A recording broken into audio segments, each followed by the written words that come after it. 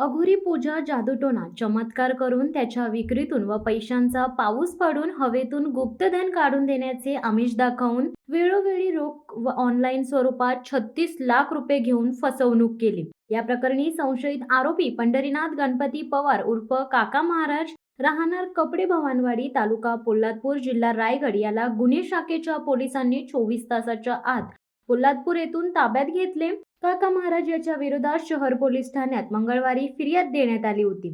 सातारा शहर पोलीस ठाण्यात फसवणुकीची तक्रार दाखल झाल्यानंतर पोलीस अधीक्षक समीर शेख, अप्पर पोलीस अधीक्षक आंचल दलाल, सातारा उपविभागीय पोलीस अधिकारी राजीव नवले यांच्या मार्गदर्शनाखाली सातारा शहर पोलीस ठाण्याचे वरिष्ठ पोलीस निरीक्षक राजेंद्र म्हस्के यांनी गुन्ह्यातील संशयित आरोपीस तात्काळ ताब्यात घेण्याच्या सूचना दिल्या।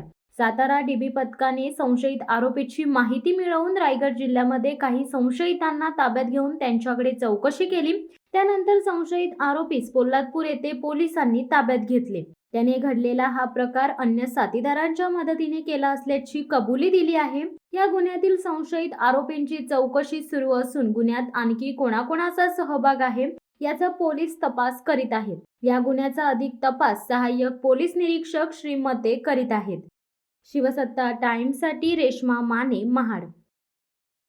दे धडक बेधडक वृत्त देणाऱ्या आपल्या शिवसत्ता टाइम्स न्यूज चॅनलला लाल बटन दाबून सबस्क्राईब करा आणि बेल आयकॉनला क्लिक करायला विसरू नका।